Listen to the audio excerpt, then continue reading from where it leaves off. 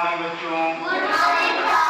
मैं धर्मेंद्र कुमार, कंपोजिट विद्यालय हरिका शिक्षा क्षेत्र रेवती, जनपद बलिया में सहायक अध्यापक पद पर कार्यरत हूँ। आज हम लोग सीखों के माध्यम से बुरा सीखेंगे। तो चलो हम लोग ब्लैक बोर्ड पर देखते हैं। मैं पहले से ही कुछ गेंद बना चुका हूँ, आप गेंदों को देखेंगे। यहाँ पर 2 गेंद मैंने बनाया है, फिर प्लस का चिन्ह है, फिर 2 गेंद, फिर प्लस का चिन्ह, फिर 2 गेंद। कहने का अर्थ ये हुआ कि इन सभी गेंदों को आपस में क्या करना है, जोड़ना है।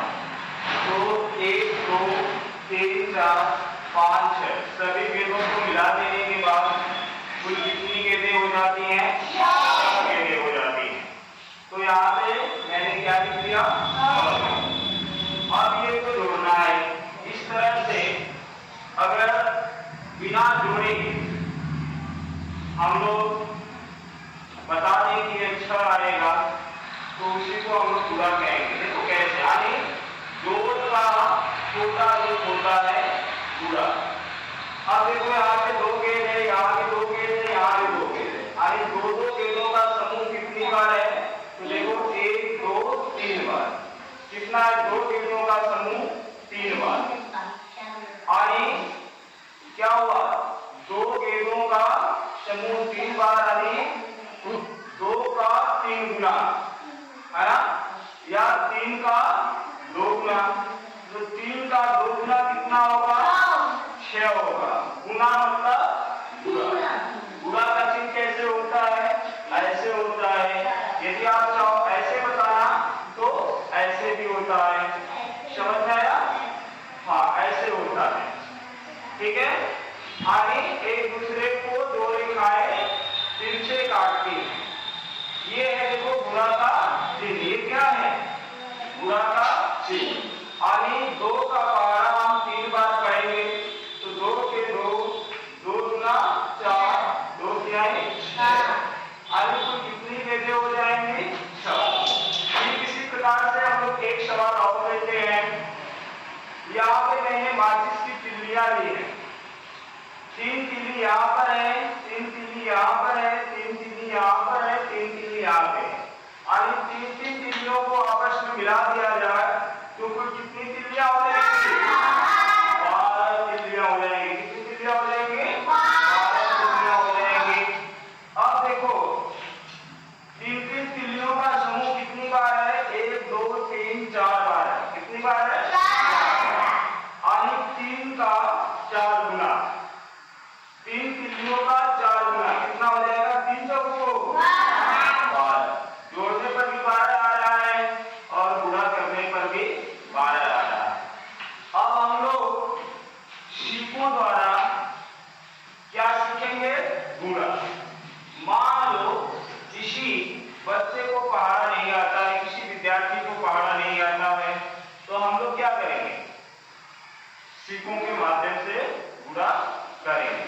चलो एक सवाल मैंने ले लिया, 3 गुणे 4 ले लिया। क्या ले लिया? 3 गुणे 4। जिसको आता है वो तो बता देगा कि 3 से उसको 12 या 4 तिहाई 12। मान लो पहाड़ा नहीं आ रहा है, तब क्या करेंगे? यह क्या है? 3 है तो 3 तिल्लियां हम लोग 37 खींच लेंगे, यानी 5 खींच लेंगे। ठीक है, और ये गुणे कितना है? 4।